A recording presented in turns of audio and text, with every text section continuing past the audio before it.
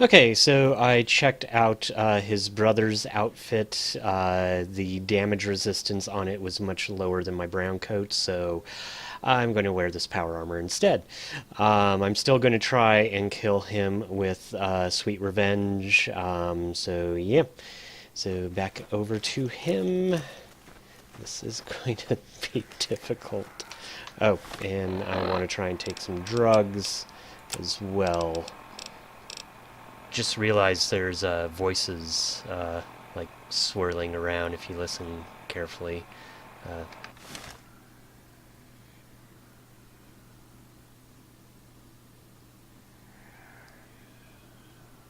creepy. Okay, back to taking drugs. Okay, let's do this. Talk to me in slow motion. How in the...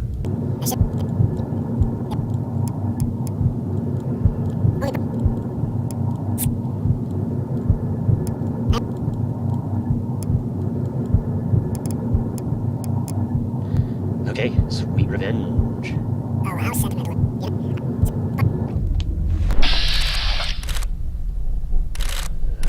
Let's, oh, God.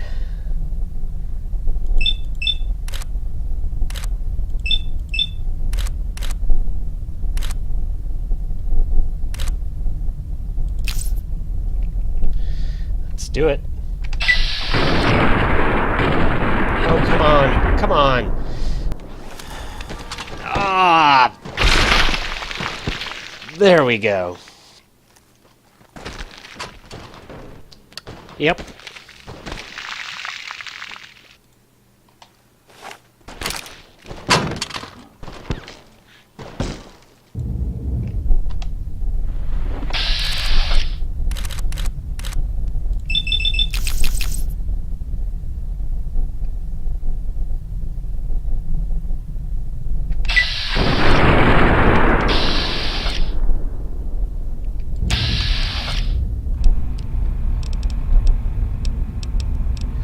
Okay.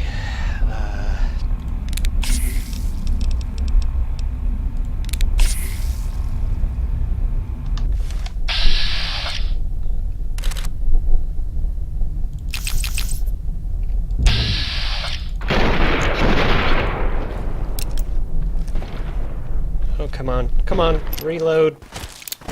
Ah! Oh, boy.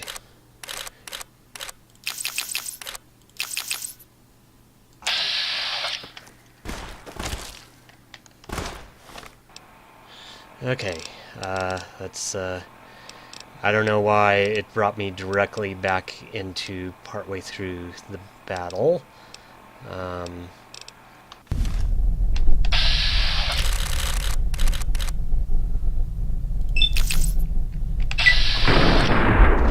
Ah! Okay,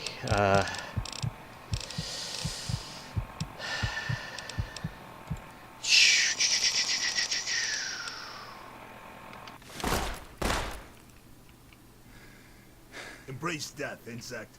No, no, no, no, no, no, no! Okay, he's reloading. This is our chance, and I have next to no AP. I just took a bunch of jet, and it's not giving me AP.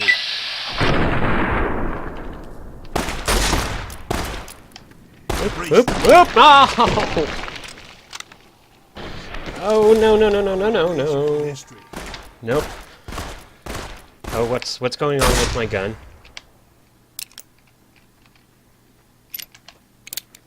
Nope, nope, nope. Oop, you're reloading. Give me a chance to shoot you in the head. I'll eat your soul. Swallow your soul. Swallow your soul. Oop, oop.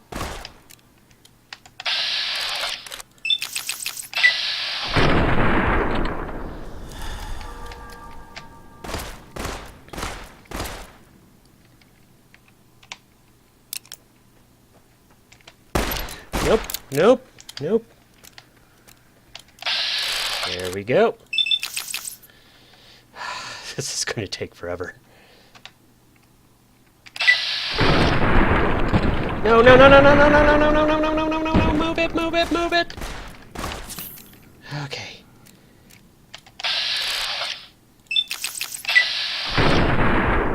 Accept your death with dignity. No. Oh! Blah. Embrace death. Okay. Oh, boy.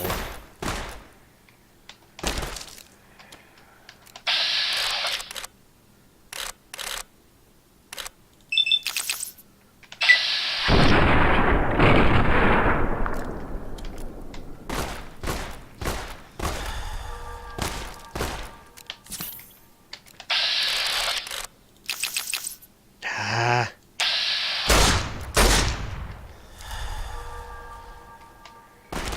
Oh boy. Accept your death with dignity. Nope. Drop your gun.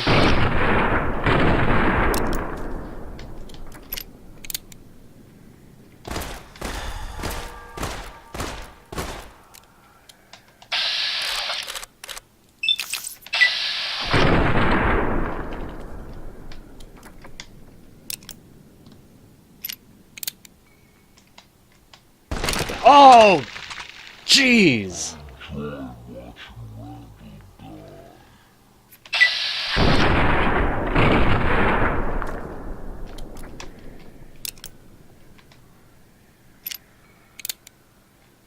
I will erase you from history. Oh boy. No! Oh.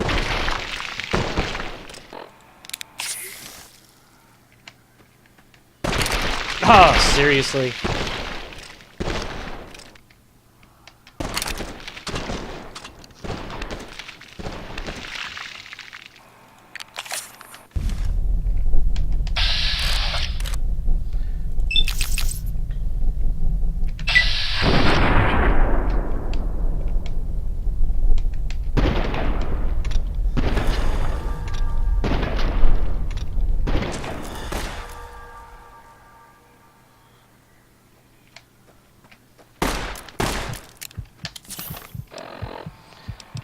Okay, let's see. I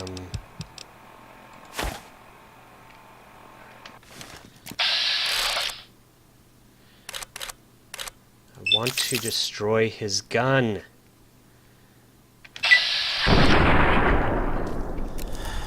Die.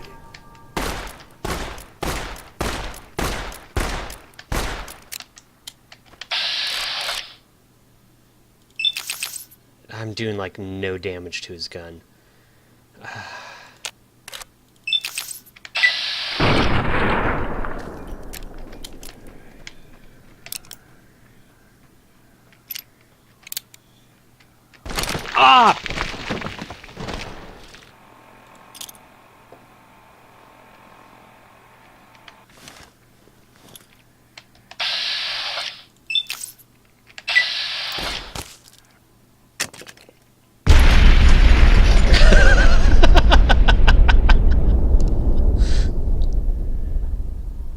But did that kill him? I will erase you from history.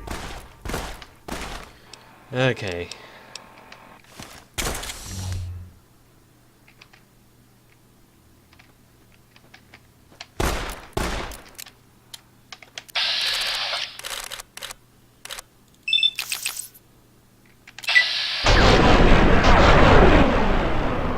Yeah, I know, I said I wanted to use, Sweet Revenge, but I'm kind of getting tired of fighting him.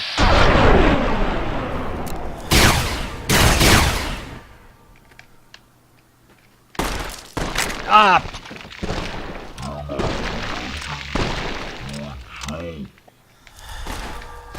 Oh, he's healing. That is not cool.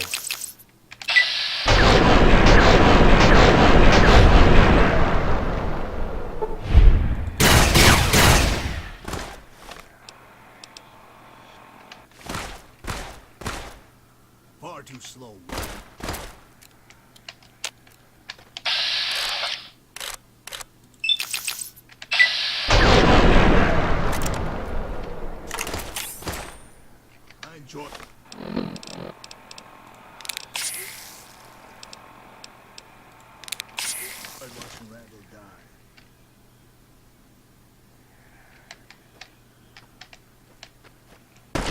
Ah!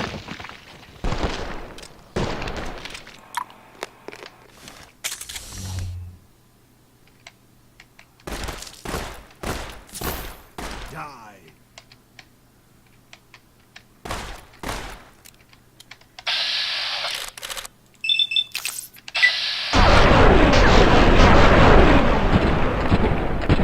Move it. You can never stop me. Never.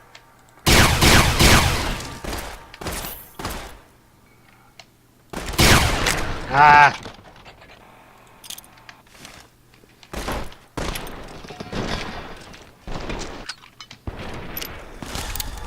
I need your soul.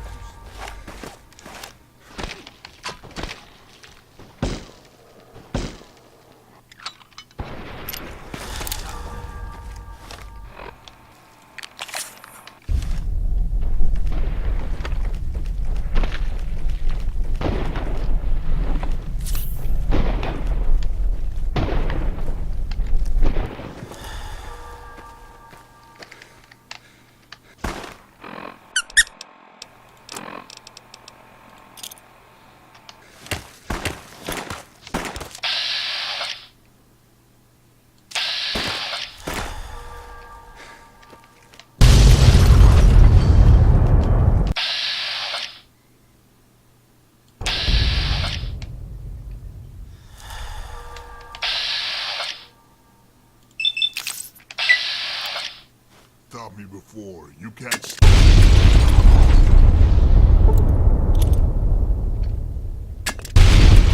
Okay. 2 holy hand grenades to the face. He's dead. I didn't get to use Sweet Revenge. That was a fight. That was one hell of a fight.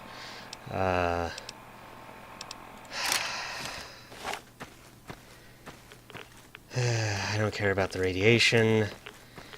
I do not care one little bit about the stupid radiation. God, that was way too much. That was way too much.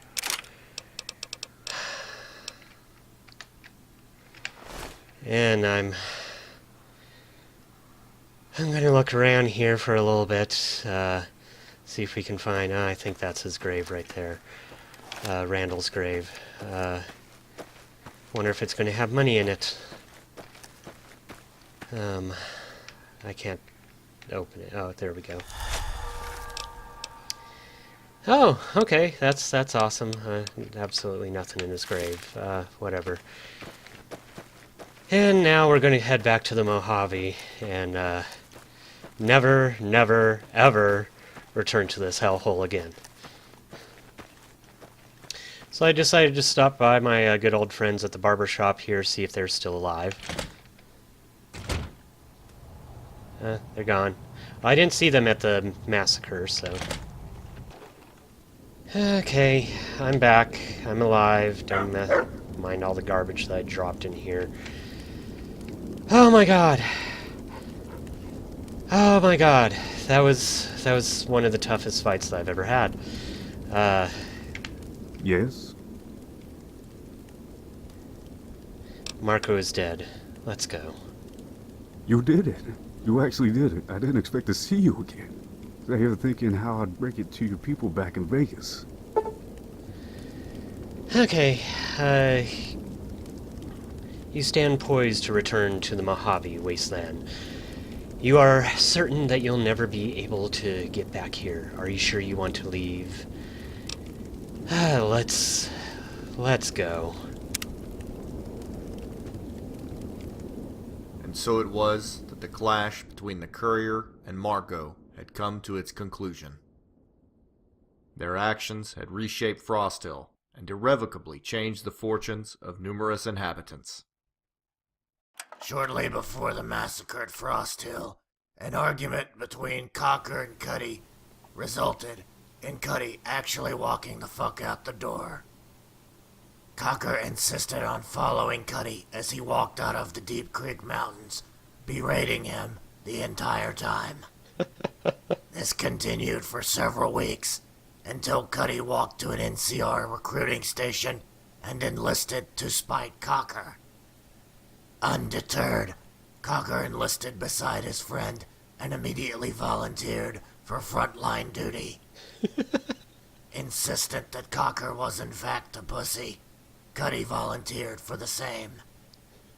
Unable to retain ownership of the family farmstead, Dana soon uprooted and moved to West Side in the hopes of finding gainful employment.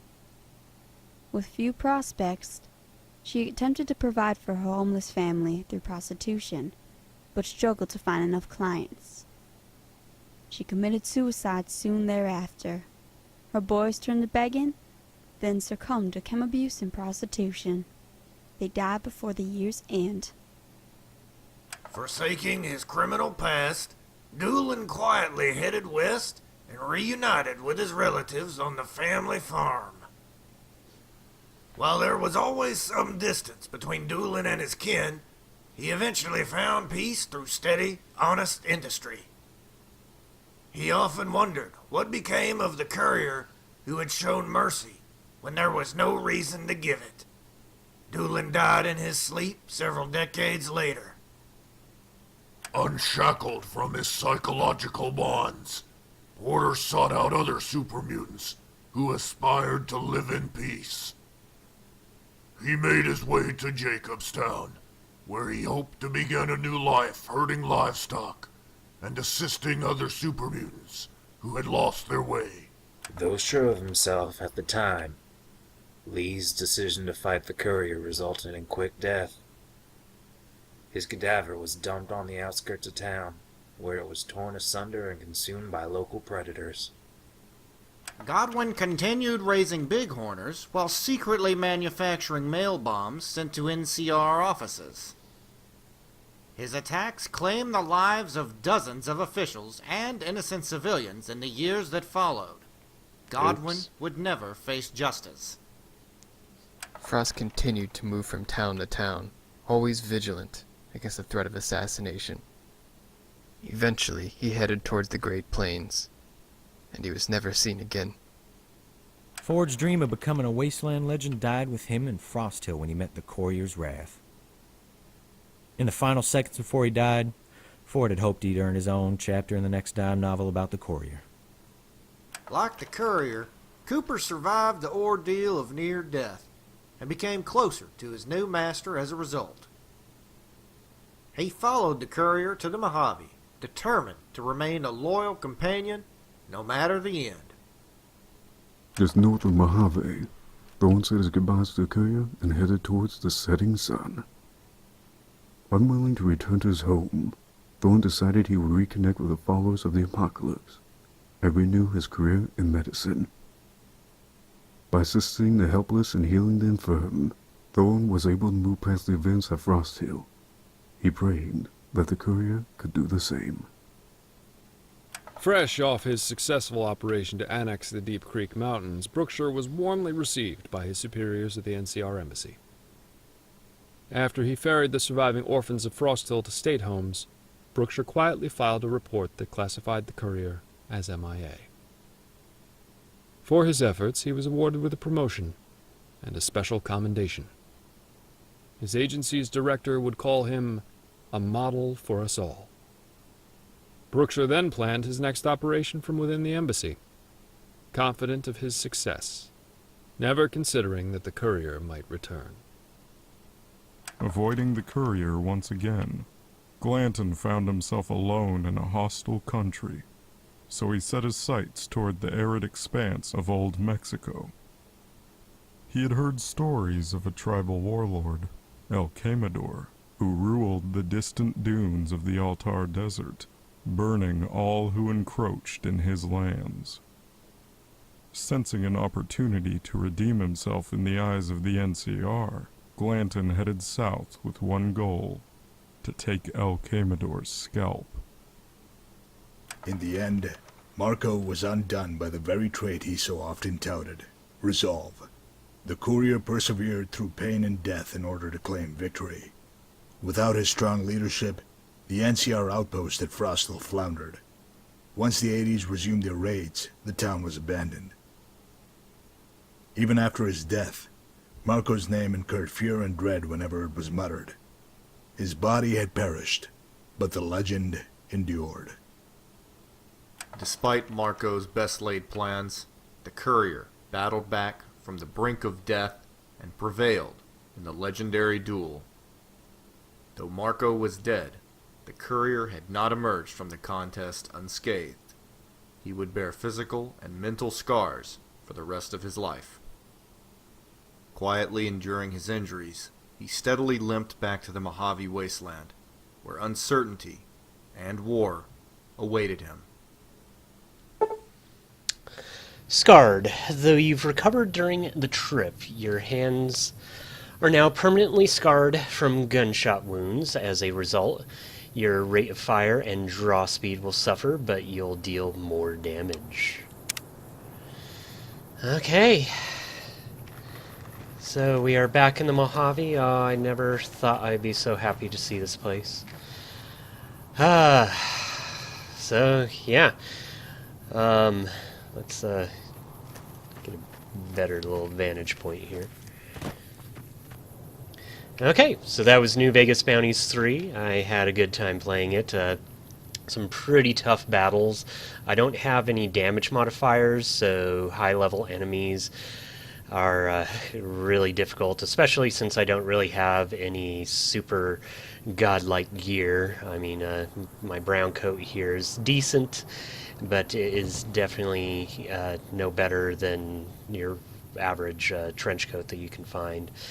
But yeah, I had a good time, had a fun time, and yeah, that was a super tough fight. And I will talk to you guys later.